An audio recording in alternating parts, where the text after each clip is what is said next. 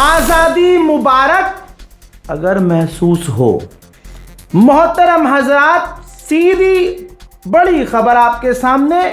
Saudi अरब के अंदर Houthis ने तबाही मचाई है। जी हां, सऊदी अरब के जज़दान में सऊदी अरब का जो ऑयल रिफाइनरी था, हूथीज ने उस पर हमला किया और उसके बाद जो तबाही मचाई है वो देखने लायक नहीं है, लेकिन मैं दिखाऊंगा, देखो।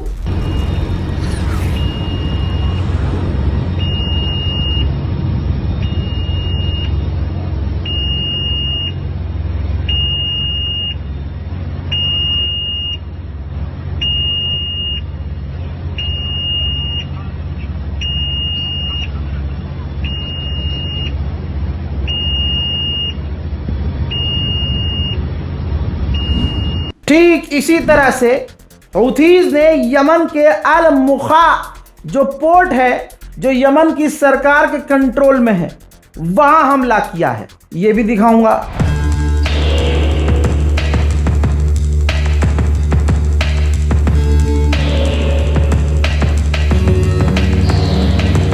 वहीं यमन की सरकार ने बताया है कि हमने हूथीज के 15 ड्रोन मार गिराए हैं। अमेरिका बार बार ईरान पर इल्जाम लगा रहा था कि ईरान ने हूथीज को हथियार दिए हैं। ईरान ने साफ तौर से रिजेक्ट किया है कि यह सरासर झूठ है। हमने हूथी क्या, किसी को हथियार एक्सपोर्ट नहीं किए हैं। उधर मेरे दोस्तों, ईरान ने अमेरिका की नाक में दम कर दिया है। अमेरिका के एक और ड्रोन को मार गिराया है। कमेंट करना चाह रहे हो कि भाई स्पाइडरमैन आप ये कर रहे हो, वो कर। अरे भैया, मैं स्पाइडरमैन का फैन हूं ही नहीं। मैंने ये पहना इसलिए है कि भाई स्पाइडरमैन नई वाली जो आई है मत देखना, बहुत बेकार है, समझे। ये तो बस शौक में पहन लिया। मैं वो सुपर हीरोज का शौकीन हूं कि जो बचपन में अपने अम्मा अब्बा से जिद करके शक्तिमान के कपड़े लेके आ गया था। मैं शक्तिमान के, वो तो अम्मी ने लठ तब बजाया जब शक्तिमान के कपड़े पहन के मैं छत पे खड़ा हो गया। शक्तिमान, मैं कूदने वाला था, अम्मी ने लठ फेर दिया, भाई बच गया, वरना आज तो मैं खबर देने वाला कोई ना होता, कम से कम मैं तो ना होता। तो आज भी मुझे ऐसी गलत फहमी होती है कि कुछ सुपर हीरो के कपड़े पहन के क्या फीलिंग आती है, तो भाई बिल्कुल फीलिंग नहीं आती है। ऊपर से नई वाली स्पाइडरमैन मूवी जो आई है, बेकार। भाई ये शौक है भाई, और मैं आपके सामने कोई बन ठन के नहीं आता हूँ कि यार मैंने ये पहन रखा है तो मैं वीडियो नहीं बना पाऊँगा। आपको पता है नीचे जो है, हाँ, शॉर्ट्स पहन रखे हैं। तो मैं रैंडम जैसा होता हूँ आपके सामने आता हूँ, अपना काम करता हूँ। मेरा काम है खबर देना। खबर सुनिए, मजा करिए। उधर मेरे दोस्तों, यूएई ने कहा है कि हमारे 2 टैंकरों पर ईरान ने हमले किए हैं। अब मैं ये सोच रहा हूँ कि यूएई ने अंधा पैसा परसों ईरान भिजवाया, 2 टन सोना भिजवाया, इसके बाद भी ईरान बजा रहा है। अल्लाह सऊदी के बिन सलमान को हिदायत दे। हमें फालतू में नफरत थोड़ी है, आदमी काम ही ऐसे कर रहा है। हज़रात, सऊदी अरब शुरू से ही अमेरिका और इसराइल से मिला हुआ है, उसका सबूत ये देख लो। अमेरिकी फौज का सेंटकॉम का कमांडर, मिडिल ईस्ट का फौज का जो कमांडर है, उसने बिन सलमान से मुलाकात की है और इनके बीच खिचड़ी क्या पक रही है। ईरान के फायदे के लिए तो खिचड़ी नहीं पक रही होगी। तो आप समझ सकते हैं कि बिन सलमान कभी भी किसी दूसरे मुस्लिम देश को मजबूत होता हुआ नहीं देख सकता, और खुद की औकात नहीं है कि अमेरिका इसराइल से आंखें मिलाकर उनका विरोध कर सके। धीरे धीरे ये खुद अपने नैरेटिव बदलेंगे। जैसे डोनाल्ड ट्रंप कई चीज़ों पर अब चुप हो गया है, ऐसे ही ये देखिए, अमेरिका का एक ऑफिशियल टीवी चैनल पर बैठा हुआ डिबेट कर रहा था। पत्रकार ने सीधा सीधा पूछा कि क्या स्ट्रेट हॉर्मुज़ में आपका कंट्रोल है, आप सीधा जवाब दीजिएगा। इस पर थोड़ा सा घबराया ये बंदा अमेरिका का, और फिर इसने कहा कि हाँ बिल्कुल हमारा ही कब्ज़ा है, लेकिन ईरान कुछ problem create straight of Hormuz में कर रहा है। अमेरिका की औकात और हिम्मत तो है नहीं कि ईरान से लड़ सके। लड़ के देख लिया उसने, औकात उसको अपनी पता चल गई। तो भाई अब ये अमेरिका के वित्त मंत्री हैं, ध्यान से देखिए, ये अमेरिका के वित्त मंत्री अब ऑनलाइन खेल रहे हैं भाई। अब ये कह रहे हैं कि आने वाले टाइम में हम ईरान को और प्रेशराइज करने वाले हैं, ईरान पर और प्रेशर डालने वाले हैं। आने वाले समय में ईरान पूरी तरह से आइसोलेट हो जाएगा और दुनिया देखेगी कि इतिहास में सबसे ज़्यादा इकोनॉमी प्रेशर ईरान पर हमने बनाया है। डोनाल्ड ट्रंप का अमेरिका में ही विरोध क्यों हो रहा है? उसके घटियापन की वजह से। जैसे ये देखिए, डोनाल्ड ट्रंप ने इंटरव्यू के दौरान कहा, महिला पत्रकार ने पूछा कि जो अब्राहम लिंकन पर फौजी तैनात हैं, लंबे समय से तैनात हैं, उनके परिवारजनक काफ़ी परेशान हैं। तो इसने तुरंत जवाब दिया कि वो बिल्कुल परेशान नहीं है। और फिर ट्रंप ने और किलसाने की बात कहते हुए कह दिया कि अभी उनको ज़्यादा समय नहीं हुआ है। भाई, लगभग 9-10 महीने से एक जहाज़ समुद्र में अपने फौजियों को लेकर तैनात है।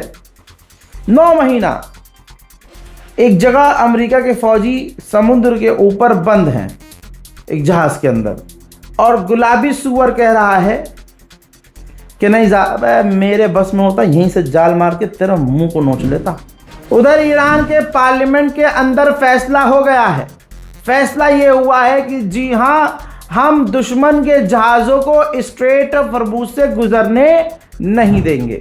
ईरान अमेरिका की इज्जत नोच रहा है, क्या इज्जत लूट रहा है अमेरिका की, बेहतरीन तरीके से। ये देखिए, सारी इज्जत उतार रहा है। अब ईरान ने अपने गवर्नमेंट रिपोर्टर्स को, टीवी चैनल्स को उन जगह भेज दिया जहां अमेरिका के फाइटर जेट के मलबे पड़े हैं, जहां अमेरिका के ड्रोन के, हथियारों के अलग अलग तमाम मलबे, जहाज़ों के मलबे पड़े हैं।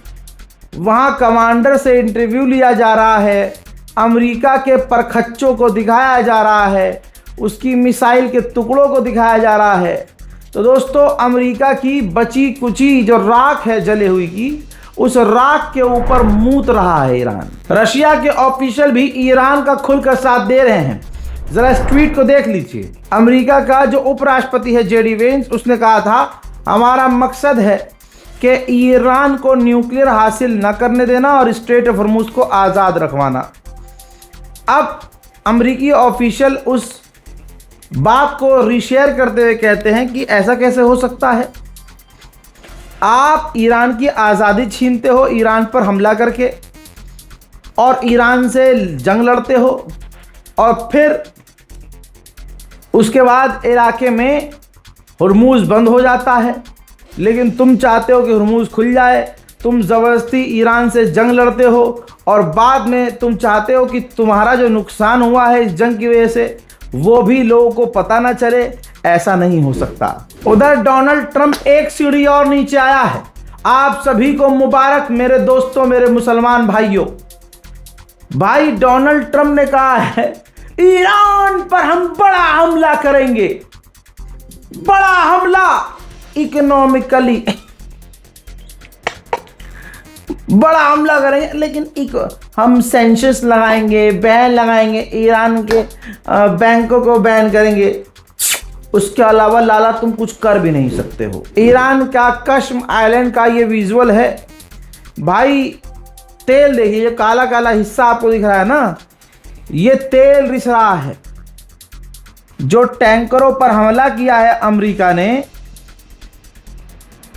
उनका तेल निकलकर, टैंकर का तेल निकलकर समुद्र में, ईरान के समुद्री इलाके के पानी में मिल चुका है। ईरान इसी का कंपनसेशन अमेरिका से मांग रहा है। अमेरिका जानबूझकर ये खेल रहा है।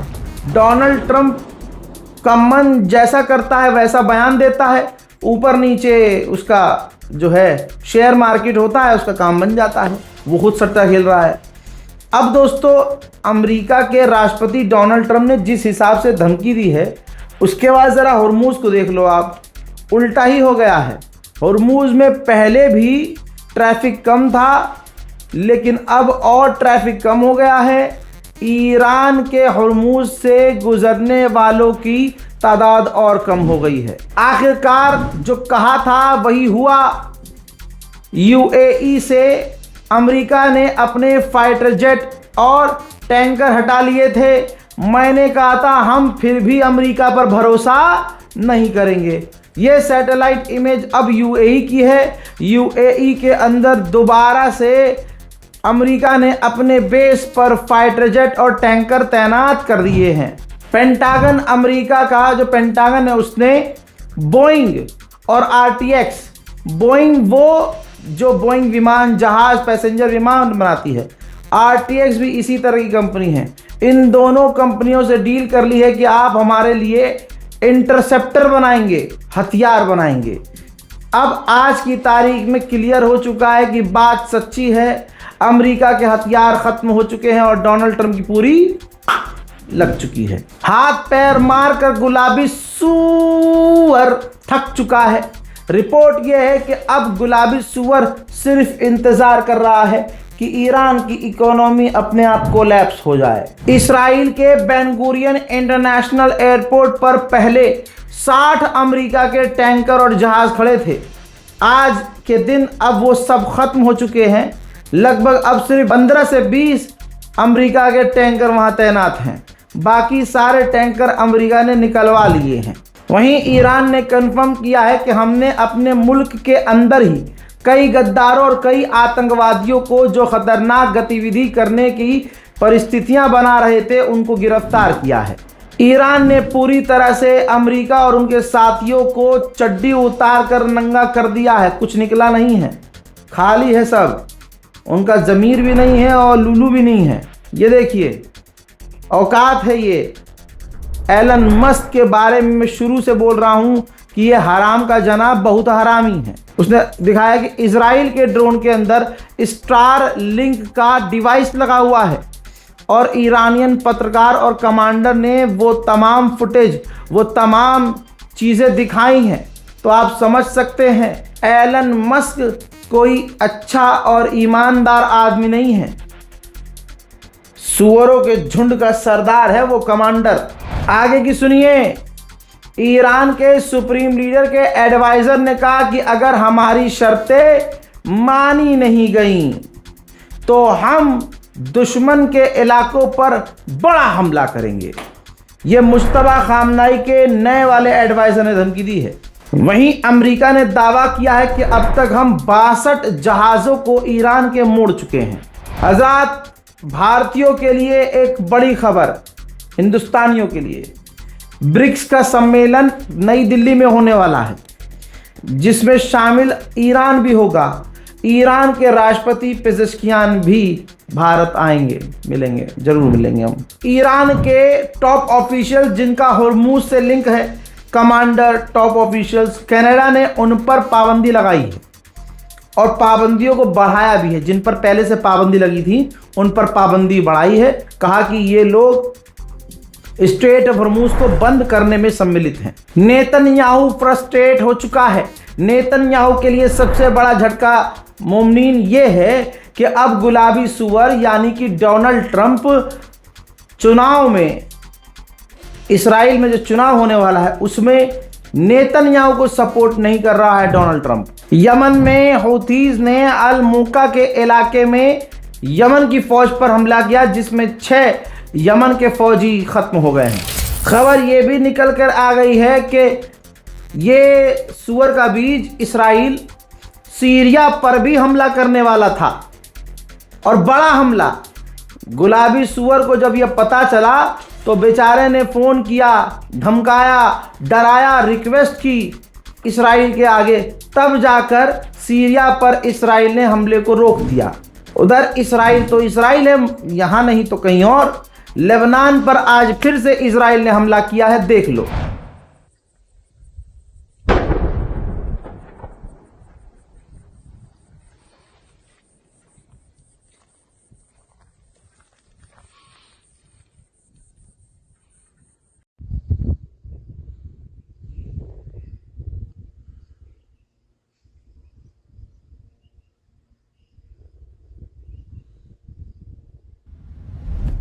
इजराइल आज भी फिलिस्तीनियों और गाजा के लोगों को बाहर जाने नहीं दे रहा इलाज के लिए।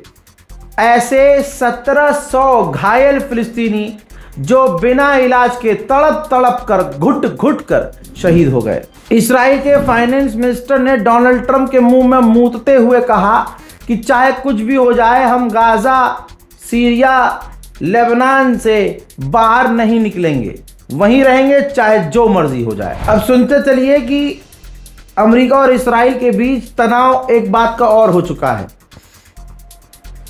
फिलिस्तीन के वेस्ट बैंक, ध्यान से सुन लीजिएगा आप। फिलिस्तीन में एक परिवार था जिसमें 15 लोग थे, 2 बच्चे भी थे।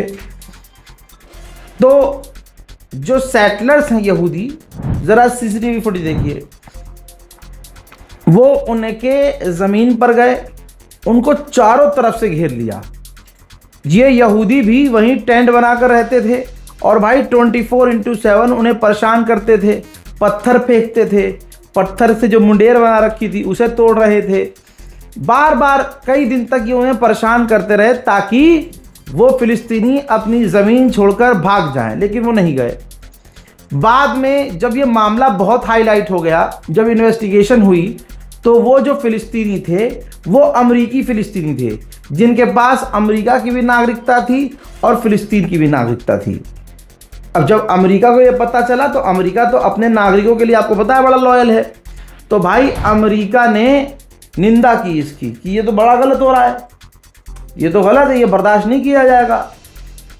जिसके बाद अमेरिका का जो एनवॉय है, वो जो इस्राइल में है, अमेरिका का एनवॉय, वो भी भड़का। उसने कहा भाई ये अमेरिकी लोग हमारे लोग हैं और तुम्हारे ये जो लोग सेटलर्स कर रहे हैं ये तो आतंकवादी हैं या आतंक वाला काम कर रहे हैं। अब जब मामला इस लेवल पर बड़ा हो गया तो भाई इजराइल की गवर्नमेंट ने अपनी फ़ौज भेजी और अपने सेटलर्स को वहाँ से हटवाया। बहुत गंद फैल गई है भाई, बहुत ज़्यादा फैल गया, हटो यहाँ से।